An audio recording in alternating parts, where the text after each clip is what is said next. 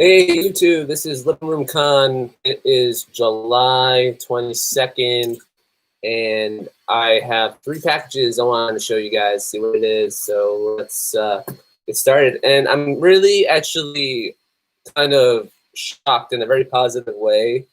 I just ordered this about a week and a half ago from the UK, and it got to me.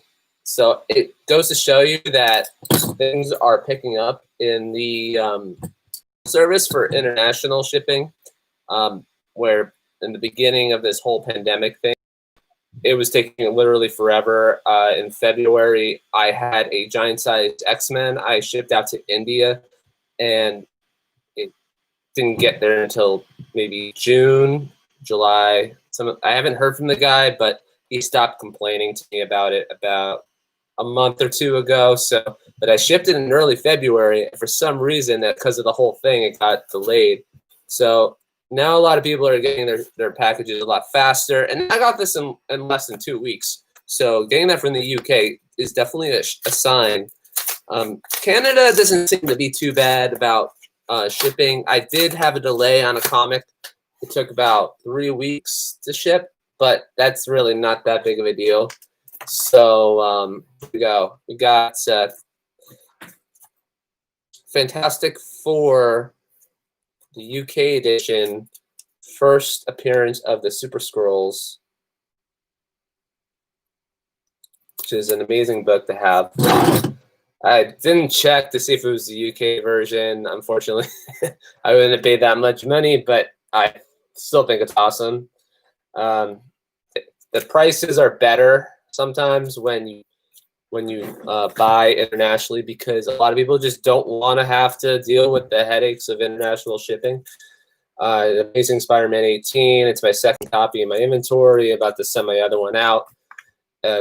Again, another great deal. And then we got Amazing Spider-Man 16, the UK edition. I didn't look. It's okay. I got a good deal on it. Let me take a look here, see what I paid. I paid. Come on, internet. I paid. Okay, so for this book, I paid $40. It isn't too bad. It's issue 16. And then for this book, I paid $48. And then for this book, I paid $47. So I figured I paid $165, and it's about, I can mark it up with all 3 comic books combined. I can mark it up to like $300. All right, so now we got another package here. Let's check it out.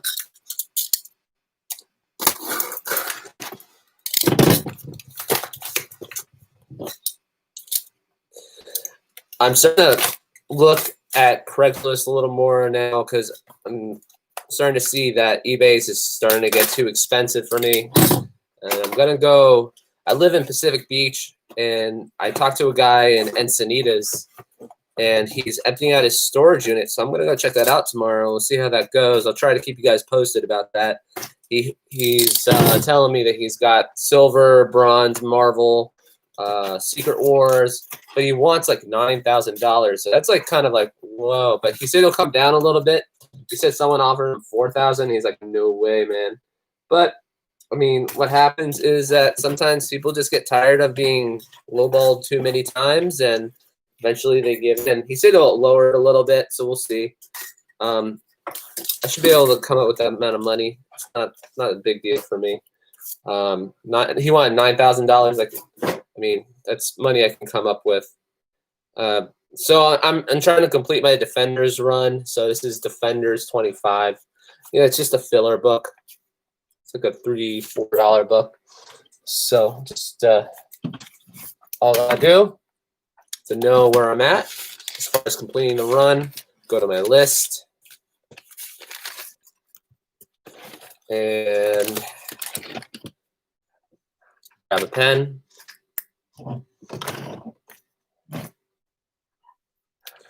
and just mark it off.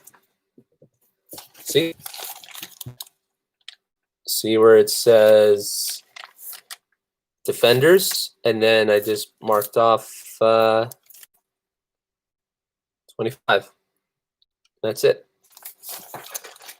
It's that easy if you want to complete a run, and you don't want to have to pay for the full amount for completing the run, because they always mark the prices so high. There was a guy, because before I started doing it this way, I wanted to get the complete run of Iron Man, the bronze run of Iron Man, and the bronze run of Fantastic Four, and see what I can mark it up to. And it really wasn't the right way to do it, because what they do when they sell it as a lot, they mark it up on eBay.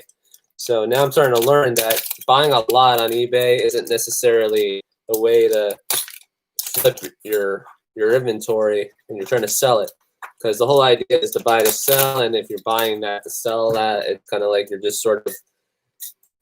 just buying into what they're doing as far as flipping the comics. And communication is really hard to do on eBay when you're messaging each other so many times and you're not speaking to each other. Like the guy on Craigslist I spoke to over the phone, so it was a lot easier to kind of understand like where we're both coming from.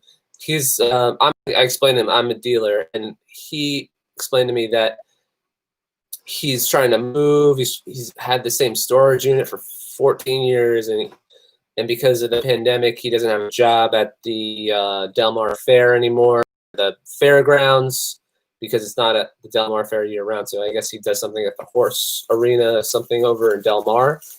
And he doesn't have that job anymore because there's no foot traffic because of COVID-19. So he needs money. He wants to move. I guess he wants his own apartment. And if he could do that with, so if I give him, I'll be able to help him out. So he helps me out, I help him out. It works out for everybody. And make money. We all win in the end. That's just the way to look at it. So here we got Journey into Mystery 121.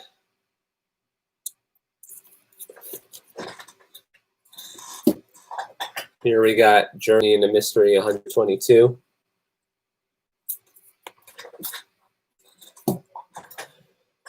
Journey into Mystery 124. Journey into Mystery 125. This is the final issue of Journey into Mystery. We got Journey into Mystery 123. So I got some good books. Just list them, I guess, as soon as I am able to get a chance to put them on eBay. I have a short box I'm going to start taking photos of. But yeah, Journey. What did I pay for Journey into Mystery? This is I paid,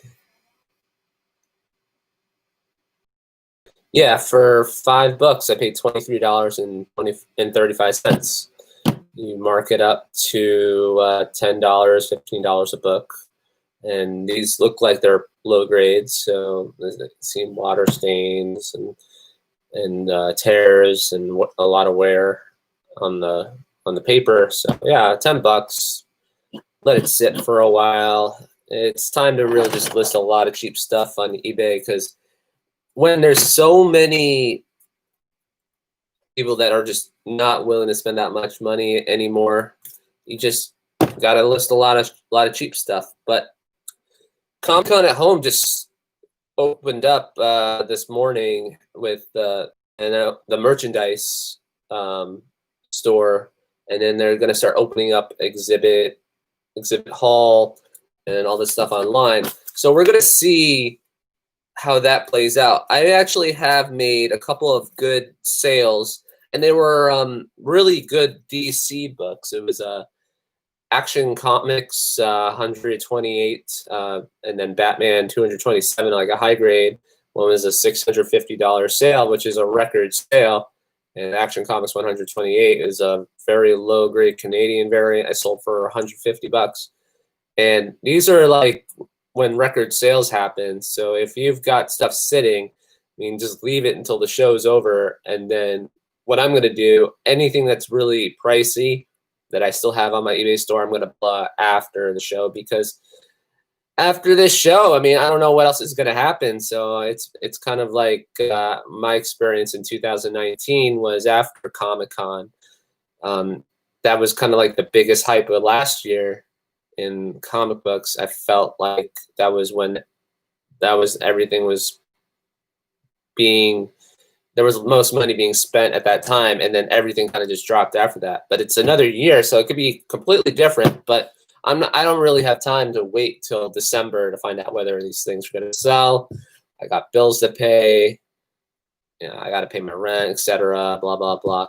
So sell all that stuff. Put some money aside. When a collection comes, like this guy Encinitas, if this pulls through, I'm gonna let you guys know about that. Anyway, this is Living Room Con, and I'm out.